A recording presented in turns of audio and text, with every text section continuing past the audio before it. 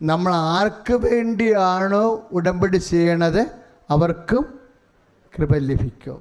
അനുഗ്രഹം മാത്രമല്ല.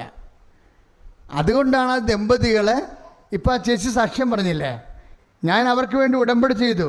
എൻ്റെ സഹോദരങ്ങൾ, എൻ്റെ ആങ്ങളെ, എൻ്റെ നാത്തൂന് സംസാരിക്കാണ്ടിരിക്കണ കണ്ടിട്ട് എനിക്ക് സങ്കടം തോന്നി. ഞാനത് അമ്മയോട് പറഞ്ഞു. അമ്മ അവിടെ മധ്യസ്ഥം വഹിച്ചു.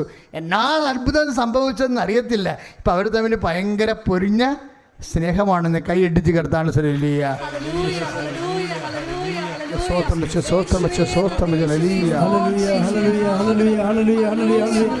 സത്യോട് സ്തുതിക്കട്ടെ. ഹല്ലേലൂയ. ആരാധന ആരാധന യേശുവേ, ആരാധന ആരാധന ആരാധന യേശുവേ, ആരാധന. Praise the Lord. ഞാൻ ശരിക്കും പുതിയ പുസ്തകം ഉടമ്പടിയുടെ എഴുതിയപ്പോഴും ഞാൻ ഊന്നൽ കൊടുത്തിരുന്നത് ഉടമ്പടി അനുഗ്രഹത്തിൻ്റെ പ്രാർത്ഥനയാണെന്നാണ്. അനുഗ്രഹം ഫിസിക്കൽ ഫേവേഴ്സാണ്, ഭൗതിക ആനുകൂല്യങ്ങളാണ്. നോഹിൻ്റെ കാലം മുതൽ ഉടമ്പടി വെളിപാടിൻ്റെ കാലം വരെ എത്തി നിൽക്കുമ്പോഴെല്ലാം ബ്ലെസ്സിങ്സിനെ കുറിച്ചാണ് സംസാരിക്കണത്. പക്ഷേ ഇന്നത്തെ സാക്ഷ്യം കണ്ടപ്പോഴേക്ക് മനസ്സിലായി അനുഗ്രഹത്തിൻ്റെ കൂടെ കൃപയും നമുക്ക് ലഭിക്കുന്നുണ്ട്. എന്ന് വെച്ചാൽ കൃപയെന്ന് പറയണത് എന്താണ്? The power of the all mighty. അതാണ് കൃപ. ഇതെങ്ങനെ സംഭവിക്കുമെന്ന് അമ്മ ചോദിക്കുമ്പോഴേ ലുക്ക 1:35 പറയും, പരിശുദ്ധാത്മാവ് നിൻ്റെ മേൽ വരും, അത്യുന്നതൻ്റെ ശക്തി. Praise the Lord. അതാണ് കൃപ. ശക്തിയുടെ ഇഫക്റ്റാണ് ബ്ലെസ്സിങ്സ്. ശക്തിയുണ്ട്, ശക്തിയുടെ ഫലങ്ങളുണ്ട്. ശക്തിയുടെ ഫലങ്ങളാണ് നമുക്ക് ബ്ലെസ്സിങ്സ് ആയിട്ട് വരുന്നത്. പക്ഷേ ഇപ്പോഴെന്നാ പറയണത്? ശക്തി തന്നെ കിട്ടാനുള്ള സാധ്യതയുണ്ട്. അപ്പോൾ നിങ്ങൾ ഉടമ്പടി കുറച്ചുകൂടി ഗൗരവമായിട്ട് എടുക്കണം. ഈശോ അത് തന്നെയല്ലേ പറഞ്ഞേ, ഈ വെള്ളം കുടിക്കണവൻ ഇനിയും ദാഹിക്കും. പിന്നെന്താ പറയുന്നത്? ഞാൻ തരുന്ന വെള്ളം കുടിക്കുന്നവർക്ക്. അപ്പം ഞാൻ തരുന്ന വെള്ളം എന്താ? ആ തിരുനാളിൻ്റെ മഹാദിനത്തിൽ ഒന്ന് പറഞ്ഞേ, തിരുനാളിന്റെ മഹാദിനത്തിൽ അവൻ എഴുന്നേറ്റ് നിന്ന് ഉച്ചത്തിൽ പറഞ്ഞു. ഒരു കാര്യം പറയുന്നതിന് മുമ്പുള്ള സെറ്റിങ്സ് കണ്ടല്ലേ? യോഹന്നാൻ്റെ സുവിശേഷമാണ് 7:37. യോഹന്നാൻ 7:37 ഒന്ന് പറഞ്ഞേ. തിരുനാളിൻ്റെ മഹാദിനത്തിൽ. അപ്പം തിരുനാളിന് എത്ര ദിവസമുണ്ട്? 11 ദിവസമുണ്ട്. യഹൂദൻ്റെ തിരുനാളാണ്. ഈ 11ാമത്തെ ദിവസം എന്നാണ് പിഗ് ഡേ. ആ ദിവസം ആണ് ജനങ്ങളെല്ലാം കൂടി ഒരുമിച്ച് കൂടുന്നത്. ആ ദിവസമാണ് ഈ ദൈവികമായ രഹസ്യം പറയാൻ വേണ്ടി ഈശോ തിരഞ്ഞെടുത്തത് എന്നാ യോഹന്നാൻ പറയണത്. അതാ പറയണത് തിരുനാളിൻ്റെ മഹാദിനത്തിൽ. പറഞ്ഞേ, തിരുനാളിന്റെ മഹാദിനത്തിൽ. പിന്നെന്താ ചെയ്തത്? അവൻ എഴുന്നേറ്റ് നിന്നു. കാര്യം ഈശോ ഇരുന്ന് പറയുന്ന കാര്യങ്ങളുണ്ട്. മലയിലെ പ്രസംഗം എന്താ? ജനക്കൂട്ടത്തെ കണ്ടപ്പോൾ അവൻ മലയിൽ ഇരുന്നു എന്നാ പറയണത് അല്ലേ? ഇരുന്ന് പറയുന്നതിനേക്കാൾ പവർഫുള്ളാണ് എഴുന്നേറ്റ് നിന്ന് പറയണത്. അപ്പോൾ ഈശോയുടെ ആ ബോഡി പൊസിഷനൊക്കെ എങ്ങനെ യോഹന്നാൻ ആ വിഷയത്തിൻ്റെ ഗൗരവം കൊണ്ടാണ് സുവിശേഷം ഇങ്ങനെ മദ്രിച്ച് വായിക്കണം. പെട്ടെന്ന് വായിച്ചു പോകരുത്. കാര്യം സുവിശേഷത്തിൻ്റെ വള്ളിപ്പുള്ളി ദീർഘങ്ങൾ പണ്ട് പത്തിപ്പറമ്പിലെന്നും പറഞ്ഞൊരു ഫാദറാണ് എന്നെ പഠിപ്പിച്ചത്, ഹെർമനോട്ടിക്സ്. അപ്പോൾ അദ്ദേഹം പഠിപ്പിക്കുമ്പോൾ പറയും, each and every punctuation comma is inspired എന്ന് പറയും. എന്ന് വെച്ചാൽ ബൈബിളിൽ അങ്ങനെ സഭ അത്രയും കർക്കശമായിട്ട് പഠിപ്പിക്കുന്നില്ലെങ്കിലും പത്തിപ്പറമ്പൻ നന്നായിട്ടാണ് പഠിപ്പിക്കണേ. പത്തിപ്പറമ്പൻ പറയേ ബൈബിളിലെ കുത്തടി കോമ പരിശുദ്ധാത്മാവിൻ്റെ അഭിഷേകമുള്ളതാണെന്ന് കൈ അടിച്ച് കർത്താണ്.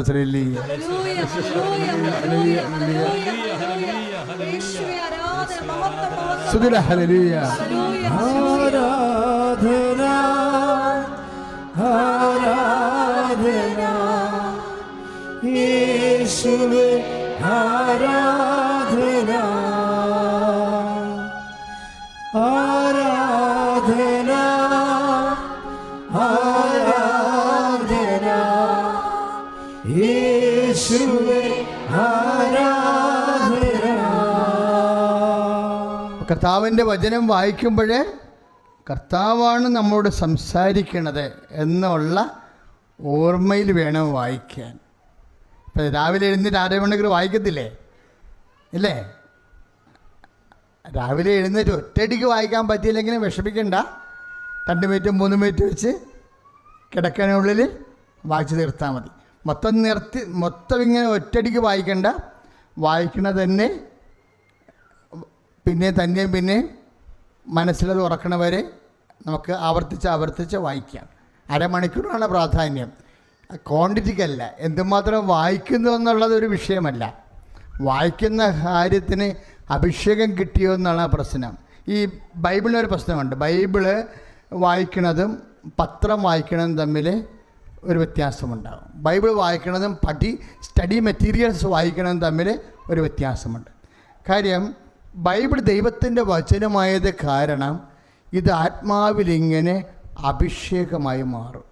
വേറെ ഒന്നിനും അങ്ങനെ അഭിഷേകമാകാൻ പറ്റത്തില്ല. അഭിഷേകമായി കഴിഞ്ഞാൽ ദൈവചൈതന്യമായി നമ്മുടെ ഉള്ളിൽ ഇത് വസിക്കും. അപ്പോഴും വിശ്വാസം, പ്രത്യാശ, സ്നേഹം ഇതൊക്കെ ആവശ്യമുള്ള സമയത്ത് നമ്മളിൽ തന്നെ പുറത്തേക്ക് വരും. Praise the Lord. ഒന്ന് പ്രാർത്ഥിച്ച കർത്താവായ ദൈവമേ, ദൈവവചനം ദൈവസ്നേഹത്തോടെ വായിക്കാനും വചനത്തിലെ അഭിഷേകം പ്രാപിക്കുവാനും ഞങ്ങളെ അഭിഷേകം ചെയ്യണമേ. ഹല്ലേലൂയ.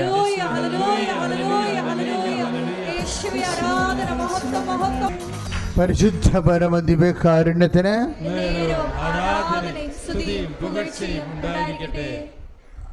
അപ്പോഴേ തിരുനാളിൻ്റെ മഹാദിനത്തിൽ അവൻ എഴുന്നേറ്റ് നിന്ന് പിന്നെന്നാ പറയണത്? ഉച്ചത്തിൽ പറഞ്ഞു.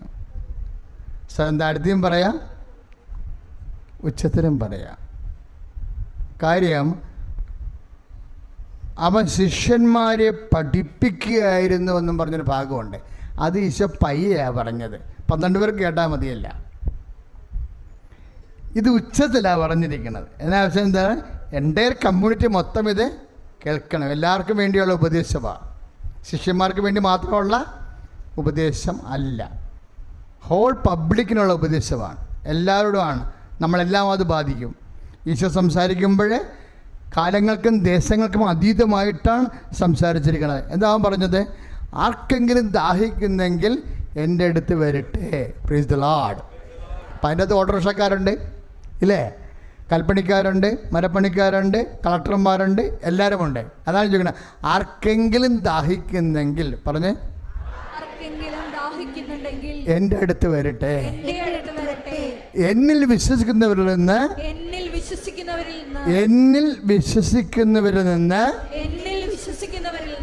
ജീവജലത്തിൻ്റെ അരുവികൾ ഒഴുകും. Praise the Lord. ഹല്ലേലൂയ. അപ്പോഴേ ഈ വെള്ളം കുടിക്കണമെന്ന് ഇനിയും ദാഹിക്കുമെന്ന് പറഞ്ഞില്ലേ? ആരോട് പറഞ്ഞു? സമരക്കാരിയോട് പറഞ്ഞു. എന്താ കാര്യം? 5 ഭർത്താക്കന്മാരുണ്ടായിരുന്നു. ഇപ്പോഴുള്ള ആൾ അവളുടെ ഭർത്താവല്ല. ഇവർക്ക് ആ മേഖലയിൽ സൗഖ്യമില്ല.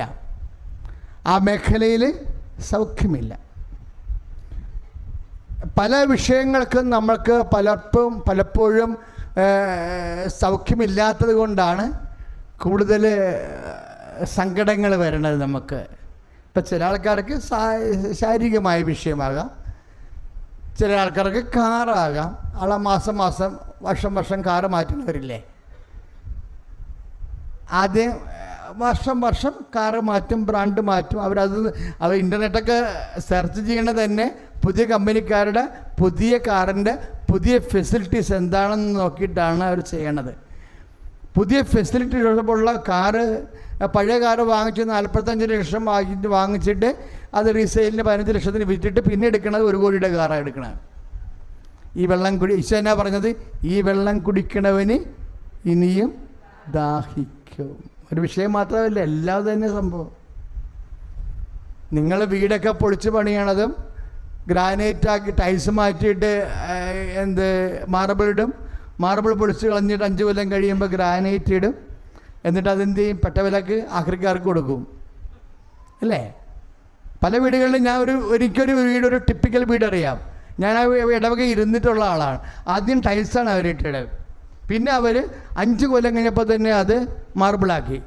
പിന്നെ 5 കൊല്ലം കഴിഞ്ഞില്ല, അതിന് പിന്നെ ആ മാർബിളും പൊളിച്ച് കളഞ്ഞ് അത് ഗ്രാനൈറ്റാക്കി. അതായത് നമ്മളിങ്ങനെ അപ്ഡേറ്റ് ചെയ്യാൻ നോക്കുകയാണ്. മറ്റ് ജനങ്ങളുടെ ഒപ്പം നമ്മൾ, മറ്റ് ജനങ്ങളുടെ എസ്റ്റീമിനൊപ്പം നമ്മൾ പിടിച്ചു നിൽക്കാൻ വേണ്ടിയുള്ള പ്രവണതയാണ് ആന്തരിക ദാഹം. അതാണ് ഈശോ പറയണത്, ഈ വെള്ളം കുടിക്കണവന് ഇനിയും ദാഹിക്കും. കാര്യം ലോകം തരുന്ന വിഷയങ്ങൾ ഉപയോഗിച്ചുകൊണ്ട് ഒരു എസ്റ്റീം കീപ്പ് ചെയ്തിട്ട് സമൂഹത്തിൻ്റെ മുമ്പിൽ അപ്ഡേറ്റ് ചെയ്യാൻ വേണ്ടി നോക്കുമ്പോൾ നമ്മൾ കടക്കാരാകും. ഇന്ന് പലരും കടക്കാരായിരിക്കുന്നതിൻ്റെ പിന്നിലുള്ള ആന്തരിക പ്രവണതയാണ് ഈശോ ചികിത്സിക്കുന്നത്. സുതുകട ഹല്ലേലൂയ, യേശുവേ സ്തോത്രം, hallelujah hallelujah hallelujah hallelujah hallelujah, യേശുവേ സ്തോത്രം, യേശുവേ സ്തോത്രം, യേശുവേ സ്തോത്രം, സ്തോത്രം പരിശുദ്ധ ഹല്ലേലൂയ.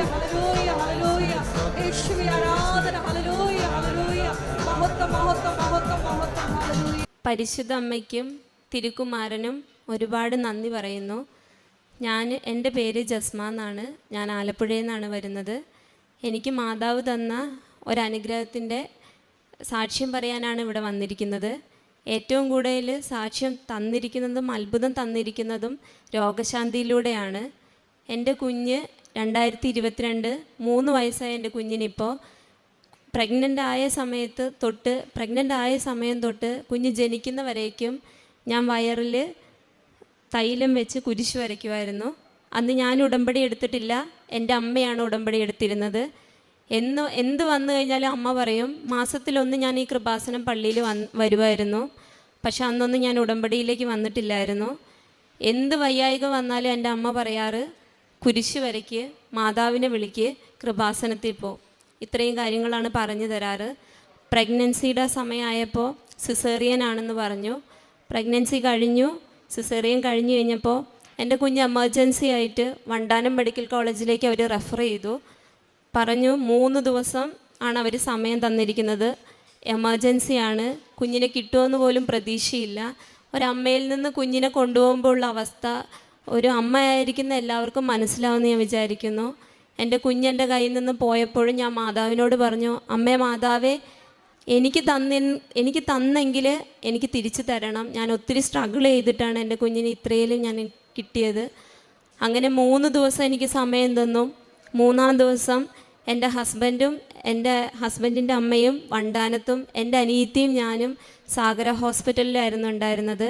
3-ാം ദിവസം അവിടെ നിന്ന് വിളിച്ചു പറഞ്ഞു, കുഞ്ഞിനൊരു കുഴപ്പവുമില്ല, കുഞ്ഞിപ്പോൾ വൈകിട്ടാകുമ്പോഴത്തേക്കും കുഞ്ഞിനെ റിട്ടേൺ കൊണ്ടുവരും എന്നുള്ളത്. അതെനിക്കൊരു വലിയ അനുഗ്രഹമായി തോന്നി. അന്ന് ആ നിമിഷം തൊട്ട് എൻ്റെ മാതാവിൽ ഞാൻ ഉറച്ച് വിശ്വസിക്കാൻ തുടങ്ങി. അത് കഴിഞ്ഞ് എനിക്ക് രോഗശാന്തി ചെറുതും വലുതുമായിട്ട് ലഭിച്ചുകൊണ്ടിരുന്നിരുന്നു. അത് കഴിഞ്ഞ് ജനുവരി 1-ാം തീയതി 6:30 ആയി കഴിഞ്ഞപ്പോൾ, ആ സമയത്ത് ഞാൻ 2025 ഈ ജനുവരിയിൽ തന്നെയായിരുന്നു ഞാൻ ഉടമ്പടി എടുത്ത സമയമായിരുന്നു. ഉടമ്പടി എടുത്ത കൂട്ടത്തിൽ ഞാൻ ഇവിടുന്ന് ഒരു ചെറിയ കാശുരൂപമായിട്ടാണ് വീട്ടിൽ പോയത്. അതിൻ്റെ 2 ദിവസം മുമ്പ് എന്തോ സംഭവിക്കുമെന്ന് എനിക്ക് സ്വപ്നം കാണുന്നുണ്ട്. ഞാൻ കുഞ്ഞിൻ്റെ കൂടെയാണ് എപ്പോഴും ഉണ്ടാവാറ്. അപ്പോൾ ഈ ചെറിയ കാശുരൂപ ഞാൻ കുഞ്ഞിൻ്റെ കഴുത്തിലിടാൻ തുടങ്ങി. അന്ന് വൈകിട്ട് ജനുവരി 1-ാം തീയതി കുഞ്ഞ് തൊട്ടപ്പുറത്തെ വീട്ടിലേക്ക് പോവുകയും ഞാൻ അവളെ എടുക്കാൻ വേണ്ടി പോകുന്ന സമയത്ത് എൻ്റെ കാലിൽ പാമ്പ് കടിച്ചുകൊണ്ടിരുന്ന സമയത്ത് ഇത് കാലിൽ നിന്ന് വിടുന്നില്ല. കുഞ്ഞുള്ള ധൈര്യത്തിൽ മാതാവേ എന്നുള്ള ഒരു വിളി മാത്രമേ എൻ്റെ കയ്യിലുണ്ടായിരുന്നുള്ളൂ. പെട്ടെന്ന് എല്ലാവരും കൂടെ ഹോസ്പിറ്റലിൽ കൊണ്ടുപോയി ഈ ജില്ലാ ഹോസ്പിറ്റലിലായിരുന്നു. അപ്പോൾ അവർ പറഞ്ഞു എന്നോട്, കുഴപ്പമൊന്നുമില്ല, നമുക്ക് ചെക്കപ്പ് ചെയ്തുകൊണ്ടേ ഇരിക്കാം. വെളുപ്പിന് ഒരു 1 മണി വരേക്കും ചെക്കപ്പ് ചെയ്തുകൊണ്ടിരുന്നു, ഒരു പ്രശ്നവുമില്ല. നിങ്ങൾ ഫുഡൊക്കെ കഴിച്ചോളാൻ പറഞ്ഞു. ഒരു 2:30 മണിയൊക്കെ ആയപ്പോൾ പറഞ്ഞു അത്യാവശ്യമാണ്, ആംബുലൻസ് വരും, ഇപ്പോൾ വണ്ടാനം കൊണ്ടുപോകണമെന്ന് പറഞ്ഞു. ആ കൊണ്ടുപോകണമെന്ന് പറഞ്ഞ സമയത്ത് ഞാൻ എൻ്റെ മാതാവിനെ മാത്രമേ വിളിച്ചിട്ടുണ്ടായിരുന്നുള്ളൂ. തൈലമുണ്ട്, ഉപ്പുണ്ട്, തേനുണ്ട് അമ്മയുടെ കയ്യിൽ. ആംബുലൻസിൽ കിടന്നപ്പോൾ എൻ്റെ കുഞ്ഞിൻ്റെ മുഖവും മാതാവിൻ്റെ മുഖം മാത്രമേ ഓർമ്മയുള്ളൂ. പാമ്പ് കടിച്ച ഭാഗത്ത് അമ്മ തൈലം പൂശി വിശ്വാസ പ്രമാണം ചൊല്ലി പ്രാർത്ഥിച്ചു. അതുകൂടെ തേനമ്മ തരികയും ഉപ്പും വായി തന്നിട്ടുണ്ടായിരുന്നു. വണ്ടാനം കൊണ്ടായി പിറ്റേ ദിവസം ആയി കഴിഞ്ഞപ്പോൾ പറഞ്ഞു ഒരു പ്രശ്നവുമില്ല, നിങ്ങൾ വീട്ടിൽ പൊക്കോന്ന് പറഞ്ഞു. ഇതാണ് എനിക്ക് അടുത്തത് ലഭിച്ച സാക്ഷ്യം. ഇതിനപ്പുറം എനിക്ക് മെയ് 2-ാം തീയതി ഇതാണ് എൻ്റെ ഏറ്റവും വലിയ സാക്ഷ്യം. എന്നിലൂടെ ഒത്തിരി പേര് ഈ കൃപാസനത്തിൽ വരണമെന്നാണ് എൻ്റെ ആഗ്രഹം. മെയ് 2-ാം തീയതി ചോറെടുത്ത്, തിളച്ച ചോറായിരുന്നു, കുഞ്ഞ് അത്രയും നേരം എൻ്റെ കൂടെ ഉണ്ടായിരുന്നു. കുഞ്ഞിനെ ഞാൻ ബെഡ്മ കൊണ്ടുപോയി കിടത്തി. അത് കഴിഞ്ഞ് ചോറെടുത്ത് വരാൻ നേരത്ത് കാല് സ്ലിപ്പായി ചുമരിലേക്ക് ചോറിൻ്റെ കലവും ചോറും കൂടെ വീണ് ഓപ്പോസിറ്റ് വന്ന് തല തൊട്ട് കാല് വരേക്കും പൊള്ളി, മേലും മൊത്തം. ഈ മാസം 2-ാം തീയതിയാണ്. പെട്ടെന്നായി ഹോസ്പിറ്റലിൽ കൊണ്ടുപോയി. ഡോക്ടർ പറഞ്ഞു 3 മാസമെങ്കിലും സമയമെടുക്കും, സെക്കൻഡ് സ്റ്റേജാണ്, ലേസർ ട്രീറ്റ്മെൻറ്റ് ചെയ്യണം എന്ന് പറഞ്ഞു. ഇതാണ് ഫോട്ടോ. കാണുന്നുണ്ടോയെന്ന് എനിക്കറിയില്ല. ഇതുപോലെ എൻ്റെ തല തൊട്ട് താഴെ ഭാഗം ഫുള്ളായിട്ട് പൊള്ളിപ്പോയായിരുന്നു. ടോയ്ലറ്റിൽ പോയി ഇരിക്കാനുള്ള ബുദ്ധിമുട്ട്, എന്ത് ചെയ്യണം എന്നുള്ള അവസ്ഥയിലാണ്. എൻ്റെ തല, ഫേസ്, നെക്ക്, ബാക്ക്, ബട്ടക്സിൻ്റെ സൈഡ്, ഫ്രണ്ട്, ആ മുഖമാണ് ഇത്. മാതാവിനോട് ഞാൻ ഒത്തിരി കരഞ്ഞു. പൊള്ളിയ പാടെ വേദന സഹിക്കാൻ വയ്യാതെ ബാത്റൂമിൽ കയറിയപ്പോൾ ഞാൻ പറഞ്ഞത്, മാതാവേ, വെള്ളം കോരി ഒഴിക്കുമ്പോഴും പറഞ്ഞ ഒരേ ഒരു കാര്യമുള്ളൂ, മാതാവേ, നിൻ്റെ മുന്നിൽ ഞാൻ എപ്പോഴും വന്ന് നിൽക്കുന്നതാണ്, എനിക്കിതിന് ഒരു ഉത്തരം തരണം. എൻ്റെ മുഖത്ത് ചെറിയ ചെറിയ പാട് തന്നാലും വലുതാക്കരുത്, കാരണം ഞാനൊരു ബ്യൂട്ടീഷ്യനാണ്, എനിക്ക് ആൾക്കാരെ ഫേസ് ചെയ്യാനുള്ള ബുദ്ധിമുട്ട്.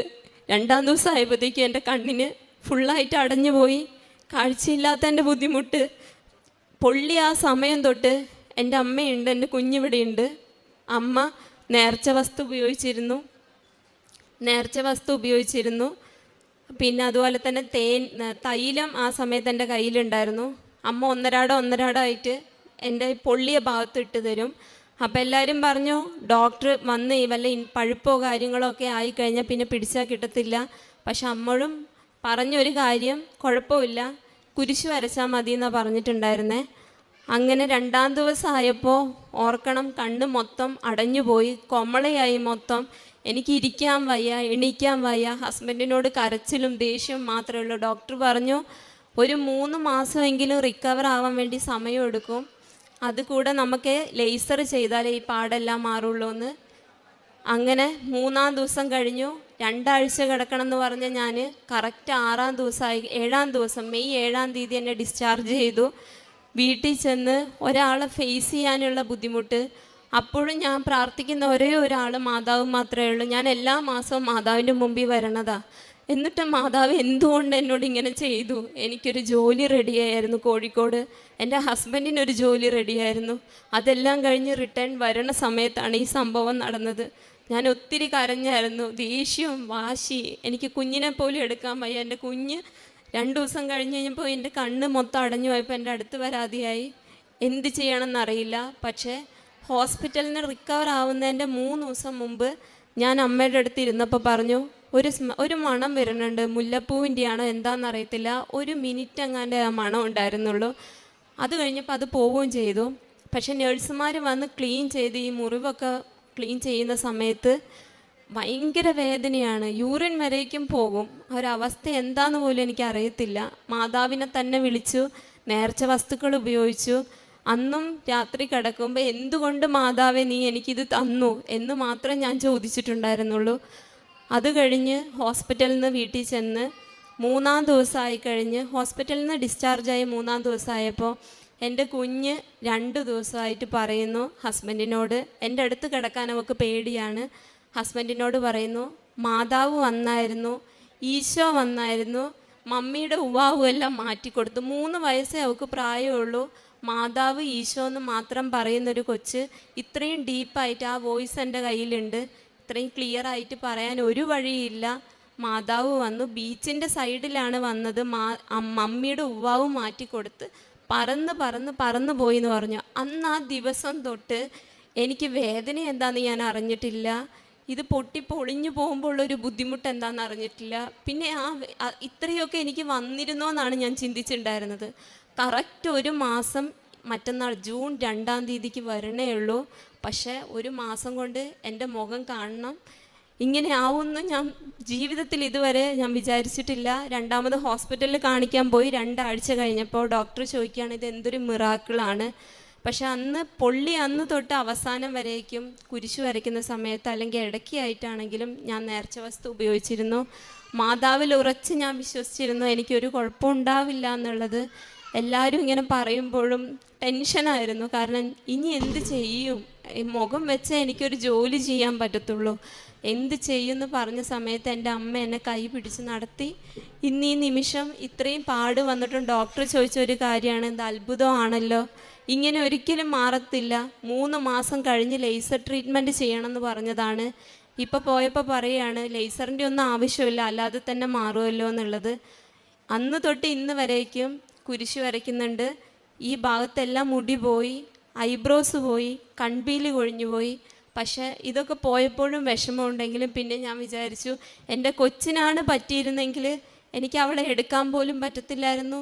ഡോക്ടർ പറഞ്ഞത് കുഞ്ഞായിരുന്നെങ്കിൽ കിട്ടത്ത് പോലും ഇല്ലായിരുന്നു എന്ന്. പാമ്പ് കടിക്കേണ്ടതും കുഞ്ഞിനായിരുന്നു. അന്നും ഞാൻ ഉടമ്പടിയിലായിരുന്നു, നേർച്ച വസ്തുക്കളെല്ലാം ഉപയോഗിച്ചിരുന്നു. കുഞ്ഞ് ജനിച്ച അന്ന് തൊട്ട് മിറാക്കിളാണ്. അവൾക്ക് മാതാവിനെ നന്നായിട്ട് അറിയാൻ പറ്റും. കുഞ്ഞിലൂടെയാണ് ഞങ്ങൾക്ക് അത്ഭുതങ്ങൾ തരുന്നത്. രോഗശാന്തിയാണ് ഏറ്റവും കൂടുതൽ തരുന്നത്. ഇത്രയും തന്ന മാതാവിനോട് ഒരുപാട് നന്ദി പറയുന്നു. എൻ്റെ ഫേസ് മാത്രമല്ല എല്ലാ ഭാഗവും പൊള്ളിയിട്ടുണ്ടായിരുന്നു. യൂറിൻ പാസ് ചെയ്യാനുള്ള ബുദ്ധിമുട്ടായിരുന്നു.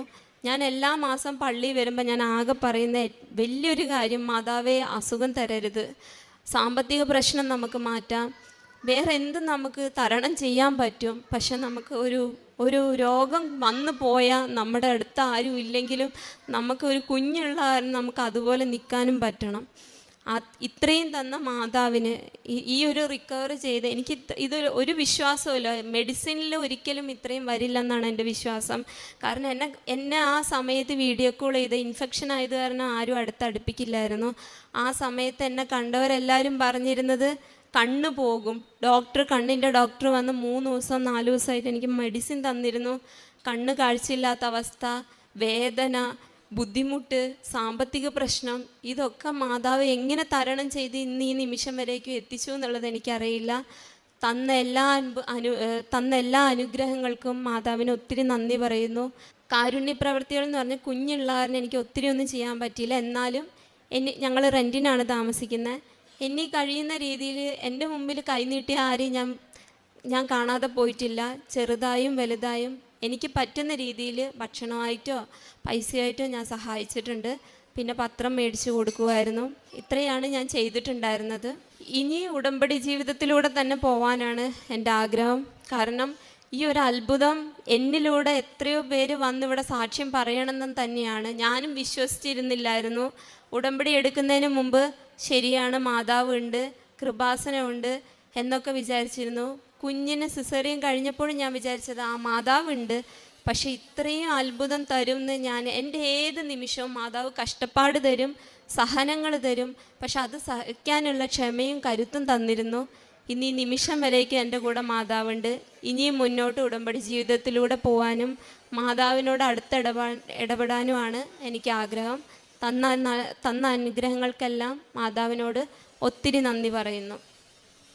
ആദ്യം തന്നെ കൃപാസന അൽത്താരയിൽ വന്ന് സാക്ഷ്യം പറയാൻ യോഗ്യമാക്കിയ എൻ്റെ കൃപാസന അമ്മയ്ക്കും ഈശോ കർത്താവേശനും ഞാൻ കോടാങ്കോടി നന്ദി പറയുന്നു. ഞാൻ ആദ്യത്തെ ഉടമ്പടി എടുത്തത് 6 സെപ്റ്റംബർ 2023 എനിക്ക് മാതാവിനോട് വലിയ ഭക്തിയൊന്നും ഇല്ലായിരുന്നു. പക്ഷേ എൻ്റെ മമ്മി എപ്പോഴും എന്നോട് പറയുമായിരുന്നു മാതാവിനോട് പ്രാർത്ഥിക്കണം, അതുവഴി നമുക്കൊത്തിരി അനുഗ്രഹങ്ങൾ മാതാവ് നേടിത്തരും. അങ്ങനെ ഇരിക്കുന്ന സമയത്ത് എൻ്റെ മമ്മിക്ക് ഒരു വയറിങ്ങനെ വീർത്ത് വരുന്ന ഒരു അസ്വസ്ഥത ഉണ്ടായി. അതുപോലെ ഇൻഡൈജഷൻ പോലത്തെ പ്രോബ്ലംസൊക്കെ ഉണ്ടായി. ആ സമയത്ത് ഞങ്ങൾ നാട്ടിലായിരുന്നു. അത് കഴിഞ്ഞ് ഞങ്ങൾ ബോംബെയിലെത്തിയപ്പം മമ്മി ഹെൽത്ത് ചെക്കപ്പിന് പോയി. അപ്പം ഡോക്ടർ പെട്ടെന്ന് പറഞ്ഞു സോണോഗ്രാഫി ചെയ്യണം, CT സ്കാൻ ചെയ്യണം, MRI ചെയ്യണം എന്നൊക്കെ. അപ്പം ഞാനും മെഡിക്കൽ ബാക്ക്ഗ്രൗണ്ടിൽ നിന്നാണ്, ആൻഡ് ഞാൻ ഒറ്റൊരു മോളാണ്. അത് കാരണം എൻ്റെ മമ്മി എന്നോട് വളരെ ക്ലോസ് ആണ്. അപ്പോൾ ഇങ്ങനത്തെയൊക്കെ ഇൻവെസ്റ്റിഗേഷൻ പറഞ്ഞപ്പോൾ എൻ്റെ മനസ്സിലൂടെ ഒത്തിരിയേറെ ഫിയർ, ഒത്തിരിയേറെ പേടി കടന്നു പോയി. ഇനിയും വേറെ വല്ല അസുഖമാണോ, ക്യാൻസർ പോലത്തെ എന്തെങ്കിലും അസുഖങ്ങളാണോ? ഞാൻ നിരന്തരമായി മുട്ടിപ്പായി. ആ സമയത്ത് എൻ്റെ കൃപാസനം അമ്മ മാതാവ് മാത്രമായിരുന്നു എൻ്റെ ഏക ആശ്രയം. അപ്പം ഞാൻ ഓൺലൈൻ ഉടമ്പടി എടുത്തു. എന്നിട്ട് എന്നും പ്രാർത്ഥിക്കാൻ തുടങ്ങി, കൂടുതൽ ടെസ്റ്റിമണീസ് കേൾക്കാൻ തുടങ്ങി. അതിനകത്തുനിന്ന് ഒരു ടെസ്റ്റിമണി ഞാനിങ്ങനെ കേട്ടിരുന്നു, ഒരു ആൻറ്റി പറയുന്നത്, അതായത് അവരുടെ വീട്ടിലൊരു ആൾ വന്ന്, അടുത്തറിയുന്ന ഒരാൾ വന്ന്, അവർക്കും ഇങ്ങനത്തെ ഒരു പ്രോബ്ലം ഉണ്ടായി. എന്നിട്ട് കൃപാസനത്തിൽ ഉപ്പും ഓയിലൊക്കെ കൊടുത്ത് പ്രാർത്ഥിച്ച് കഴിഞ്ഞ് 1 വീക്കിനോടുള്ളിൽ ഉടമ്പടി തൈലം പുരട്ടിയതിന് ശേഷം പുള്ളിക്കാരൻ വീട്ടിൽ പോയി വാഷ്റൂമിലൊക്കെ പോയപ്പം വേറെ പ്രശ്നങ്ങളൊന്നും ഇല്ലായിരുന്നു. മൂത്രത്തിൽ കൂടെ കല്ല് പോയി. എന്നിട്ട് അവരുടെയും വയറ് വീർത്ത് വരുന്ന പ്രോബ്ലം, വയറ്റുവേദന, അതൊക്കെ മാറിക്കിട്ടി.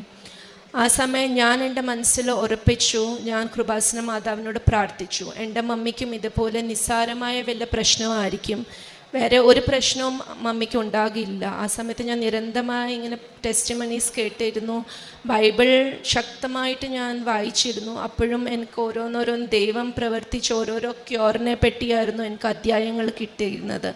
അപ്പോൾ ഈ സാക്ഷ്യങ്ങളിലും ഈ അധ്യായങ്ങളിലും ദൈവത്തിൻ്റെ എല്ലാ ക്യൂറിനെ പറ്റി ഞാൻ പൂർണ്ണമായി വിശ്വസിച്ചു. എൻ്റെ മമ്മിക്ക് ഒരു കുഴപ്പവും വരുത്തില്ല. അതെൻ്റെ മനസ്സിനെ ഒത്തിരിയേറെ സ്വസ്ഥപ്പെടുത്തി. എന്നിട്ട് അങ്ങനെ എൻ്റെ മമ്മിയുടെ സർജറി ചെയ്യണമെന്ന് നിശ്ചയിച്ചു. സർജറി കഴിഞ്ഞു. എനിക്ക് ഹോസ്പിറ്റലിലൊക്കെ പോകാൻ ഭയങ്കര പേടിയായിരുന്നു. കാരണം എന്തെങ്കിലും സംഭവിച്ചാൽ എനിക്ക് എൻ്റെ മമ്മി അങ്ങനത്തെ ഒരു അവസ്ഥയെ കാണാൻ പറ്റില്ല, അങ്ങനത്തെയൊക്കെ ഒത്തിരിയേറെ പേടിയുണ്ടായിരുന്നു. പക്ഷേ ബയോപ്സി റിപ്പോർട്ടെല്ലാം വന്നു, അത് മമ്മി എനിക്ക് അയച്ചു തന്നു. അതിനകത്ത് it was A benign ovarian cyst. അതൊരു കുഴപ്പമില്ലാത്ത മുഴയായിരുന്നു, ഒരു കുഴപ്പമില്ലായിരുന്നു. അത് ജസ്റ്റ് സർജറി ചെയ്ത് നീങ്ങിപ്പോയി. 3-ാമത്തെ ദിവസം എൻ്റെ മമ്മി ഡിസ്ചാർജുമായി.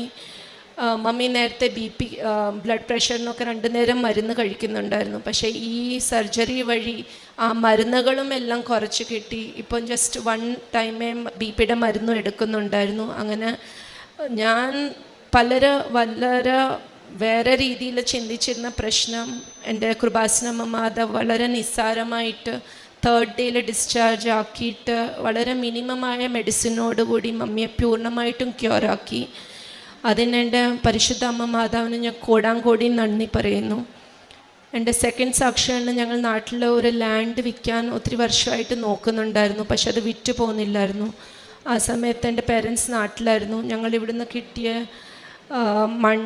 പരിശുദ്ധമായ മണ്ണെടുത്തുകൊണ്ട് പോയി ഞങ്ങളുടെ ആ സ്ഥലത്തിലൊക്കെ വെഞ്ചരിച്ച് ഇട്ടു. ഒരു മാസത്തിനോടുള്ളിൽ തന്നെ ആ സ്ഥലം നോക്കാനുള്ള അടുത്തുള്ള ഒരാൾ തന്നെ സ്ഥലം നോക്കാനായിട്ട് വന്നു. സ്ഥലം കുഴപ്പമില്ലാതെ വിറ്റും കിട്ടി. എൻ്റെ 3-ാമത്തെ സാക്ഷ്യമാണ്, എനിക്ക് അലർജിക് റൈനൈറ്റിസ് എന്ന് പറഞ്ഞൊരു പ്രശ്നം ഉണ്ടായിരുന്നു. അതായത് മൈൽഡായിട്ടുള്ളൊരു ഡസ്റ്റോ കോൾഡോ അല്ലെ AC-യുടെ കാറ്റോ, ഞാൻ എവിടെയെങ്കിലും പുറത്ത് പോയാലൊക്കെ എനിക്കിങ്ങനെ തുമ്മലുണ്ടാകുമായിരുന്നു. അത് തുമ്മി ഒരു പ്രാവശ്യം ഞാൻ തുമ്മാൻ തുടങ്ങി അത് 25-30 ടൈംസ് എനിക്ക് തുമ്മൽ വരുമായിരുന്നു. അപ്പം അത് എനിക്ക് രാത്രി കിടക്കാൻ നേരം ഈ പ്രശ്നം ഒത്തിരി കൂടുതലുണ്ടാകുമായിരുന്നു. മൂക്കിൽ നിന്ന് ഇങ്ങനെ വെള്ളമൊക്കെ വന്ന് മൂക്കൊക്കെ ചുമന്ന് വളരെയേറെ ബുദ്ധിമുട്ടായിരുന്നു. ത്രോട്ട് ഇറിറ്റേഷനൊക്കെ ആയിട്ട് ഭയങ്കര അലർജിയായിരുന്നു. അതിന് വേണ്ടി ഞാൻ കുറേ മരുന്നുകളൊക്കെ കഴിച്ചിരുന്നു. പക്ഷേങ്കിൽ ഈ കൃപാസന അമ്മ മാതാവ് എൻ്റെ ജീവിതത്തിൽ ഓൾറെഡി ഇങ്ങനത്തെ വലിയ അനുഭവങ്ങളൊക്കെ തന്നപ്പോൾ എനിക്ക് പൂർണ്ണമായിട്ടും വിശ്വാസമായി ഇതൊരു നിസ്സാര കാര്യമാണ്. ഞാൻ കൃപാസന അമ്മയുടെ ഉപ്പും ഈ എണ്ണയൊക്കെ മൂക്കി പുരട്ടി അതൊക്കെ പൂർണ്ണമായിട്ട് മാറുമെന്ന് ഞാൻ നിരന്തരമായിട്ടത് ഉടമ്പടി തൈലം പുരട്ടി പ്രാർത്ഥിക്കുമായിരുന്നു. ആ വക എൻ്റെ ഈ അലർജിക് റൈനൈറ്റിസ് പൂർണ്ണമായിട്ടും മാറിക്കിട്ടി. ഇപ്പം എനിക്ക് അങ്ങനത്തെ ഒരു ഡസ്റ്റൊക്കെ വന്ന 1-2 തുമ്മലല്ലാതെ എനിക്ക് അങ്ങനെ കണ്ടിന്യൂസ് ആയിട്ട് തുമ്മൽ ഇപ്പോൾ 1 വർഷമായിട്ട് എനിക്ക് തീരെ അങ്ങനത്തെ പ്രശ്നങ്ങളില്ല. അതുപോലെ കാലയിലെൻ്റെ ഇങ്ങനെ പൊട്ടി കീറി പ്രത്യേകിച്ച് ഈ മഴ സമയമൊക്കെ വരുമ്പം ചെളിയൊക്കെ ഇങ്ങനെ പോകുമായിരുന്നു പൊട്ടലിനകത്ത്. അങ്ങനത്തെ ഒത്തിരി ബുദ്ധിമുട്ടുണ്ട്. ചപ്പലൊക്കെ ഇട്ട് നടക്കാനൊക്കത്തില്ലായിരുന്നു. അപ്പം ഇത് ഉടമ്പടി തൈലം പുരട്ടി അതും ഒരു 90% അത് ക്യൂറായിട്ടുണ്ട്. എനിക്ക് 2 പിള്ളേരുണ്ട്. നേരത്തെയൊക്കെ അവരെ ചുമയോ പനിയൊക്കെ വരുമ്പോൾ ഒത്തിരി സിവിയറായിട്ട് മാറാറുണ്ട്. അപ്പം ഞാൻ ഒത്തിരിയേറെ ആശുപത്രികളൊക്കെ കൊണ്ടുപോയിട്ടുണ്ട്. പക്ഷേ ഉടമ്പടിയിലായിരിക്കുമ്പോൾ ഈ ഞങ്ങളെന്നും പ്രാർത്ഥിച്ചു കഴിഞ്ഞിട്ട് ഉടമ്പടി തൈലവും പിന്നെ ഹണിയും എന്നും 2 ഡ്രോപ്പ് കുടിക്കാറുണ്ട്. പിള്ളേരും അത് കുടിക്കും. അപ്പോൾ അതുവഴി പിള്ളേരുടെ പനിയോ ഡയറിയയോ അങ്ങനെ കോൾഡോ കഫോ എന്ത് വന്നാലും അത് ഒത്തിരി ഇങ്ങനെ സിവിയറായിട്ട്, അതായത് എനിക്ക് ഡോക്ടറുടെ അടുക്ക പോലും പോകേണ്ട ആവശ്യം ഇപ്പം വരുന്നില്ല. അവരതൊക്കെ വഴി ക്യൂർ ആകുന്നുണ്ട്. പിന്നെ എന്തെങ്കിലുമൊക്കെ കാണാതെ പോകുമ്പോൾ ഒരു ദിവസം എൻ്റെ മോടെ ഒരു കമ്മൽ കാണാതെ പോയി. അപ്പം ഞാൻ ഒത്തിരിയേറെ വിഷമിച്ചു, കാരണം അവൾക്ക് സ്കൂളിൽ പോകാനും സമയമായി. ആ സമയത്ത് ഞാൻ കൃപാസന മദർ മേരിയോട് പ്രാർത്ഥിച്ചിരുന്നു. ആ സമയത്ത് തന്നെ ഒരു 10 മിനിറ്റ്സിനോടുള്ളിൽ എനിക്കത് പോയ കമ്മൽ തിരിച്ചു കിട്ടി. അങ്ങനത്തെ നിരനിര ചെല്ലും വലുതുമായിട്ടുള്ള നിരവധിയായ അനുഗ്രഹങ്ങൾ എൻ്റെ കൃപാസന മാതാവ് എൻ്റെ ജീവിതത്തിൽ പ്രവർത്തിച്ചു. ചില സംഭവങ്ങൾ പെട്ടെന്നും നടന്നിട്ടുണ്ട്. അതിലൂടെ എൻ്റെ ഫെയ്ത്ത് കൂടുതൽ വർദ്ധിച്ചു വരുന്നുണ്ട്. ഇങ്ങനത്തെ ഒരു അനുഭവം തന്ന കൃപാസന മാതാവിനും കർത്താവ് യേശുനാഥനും ഞാൻ കോടാങ്കോടി നന്ദി പറയുന്നു. എൻ്റെ പേഴ്സണൽ ലൈഫിൽ വന്ന ചേഞ്ചസ് എന്ന് പറഞ്ഞാൽ, എനിക്ക് പണ്ടേ ബൈബിളൊക്കെ വായിക്കാൻ വലിയ ഇഷ്ടമായിരുന്നു ഞാൻ. എന്നാൽ ഇപ്പോഴും പേഴ്സണലായിട്ട് പ്രേയർ ചൊല്ലുന്ന ടൈമിങ്സ് എൻ്റെ കൂടി ബൈബിൾ വായിക്കുന്നുണ്ട്. അതുപോലെ ഇപ്പോൾ ഈ പേപ്പേഴ്സൊക്കെ കൊണ്ടുപോയാലും ഞാൻ ബോംബെയിലാണ് താമസിക്കുന്നുണ്ട്. ഹിന്ദി, മറാഠി, ഇംഗ്ലീഷ് പല ലാംഗ്വേജിലുള്ള പേപ്പർ എനിക്ക് ആൾക്കാർക്കൊക്കെ കൊടുക്കാൻ സാധിക്കുന്നുണ്ട്. ആ വഴി എനിക്ക് വിശ്വാസമുണ്ട്, കുറേ പേർക്ക് വിശ്വാസം വന്നിട്ടുണ്ട്. അതുപോലെ ഈ സോഷ്യൽ മീഡിയയുടെ വാട്സപ്പിലൂടെ ഒക്കെ എൻ്റെ സ്റ്റേറ്റസ് അന്ന് തൊട്ട്, എൻ്റെ മമ്മി സുഖമായപ്പം തൊട്ട് കൃപാസന മാതാവിൻ്റെ ഫോട്ടോ തന്നെയാണ് എൻ്റെ പ്രൊഫൈൽ പിക്ചർ. അതുപോലെ ടെസ്റ്റിമണീസൊക്കെ ഒത്തിരി ആൾക്കാർക്ക് ഷെയർ ചെയ്യാൻ സാധിച്ചിട്ടുണ്ട്. പിന്നെ ഈ ഉടമ്പടി ഉപ്പും തൈലമൊക്കെ എനിക്ക് പേഴ്സണലായിട്ട് ഒത്തിരി അത് മെഡിസിനോ അതിൻ്റെ കൂടുതലായിട്ടുള്ള പ്രയോജനമായി അത്രയും ഞാൻ സൂക്ഷിക്കുന്നുണ്ട്. എന്ത് പ്രശ്നം വന്നാലും അത് വെച്ച് നമ്മൾ പ്രാർത്ഥിച്ച് അത് എല്ലാ ആവശ്യങ്ങളും ദൈവം സാധിച്ചു തരും എന്ന് ഞാൻ പൂർണ്ണമായിട്ടും വിശ്വസിക്കുന്നു. അതുപോലെ തന്നെ എൻ്റെ ചാരിറ്റി വർക്ക്സ് എന്ന് പറഞ്ഞാൽ ഞങ്ങളുടെ പള്ളിയിൽ എല്ലാ സാറ്റർഡേയ്സിനും മീൽസ് കൊടുക്കുന്നുണ്ട് പാവപ്പെട്ട ആൾക്കാർക്ക്. അപ്പോൾ അത് ഞങ്ങൾ മുടങ്ങാതെ ചെയ്യുന്നുണ്ട്. സാധിക്കുമ്പോഴൊക്കെ അത് ചെയ്യാറുണ്ട്. ആർക്കെങ്കിലും ചെറിയതോ വലിയതോ എന്നാൽ കഴിയുന്ന എല്ലാ ഹെൽപ്പും ഞാൻ ചെയ്യാൻ നോക്കും. ഇപ്പോൾ മോടെ ഫ്രണ്ട്സ് ആണെങ്കിലും നോട്ട്സ് ചോദിച്ചാലോ അങ്ങനത്തെ ചെറിയ ഉപകാരങ്ങളാണെങ്കിൽ പോലും ചെയ്യാൻ മാക്സിമം ഞാൻ ശ്രമിക്കുന്നുണ്ട്. അപ്പോൾ എൻ്റെ ജീവിതത്തിൽ വന്ന ഒത്തിരിയേറെ അനുഗ്രഹങ്ങൾക്കും ചെറിയതും വലുതുമായ എല്ലാ അനുഗ്രഹങ്ങൾക്കും കൃപാസന മാതാവിനും കർത്താവ് യേശുനാഥനും ഞാൻ കോടാങ്കോടി നന്ദി പറയുന്നു.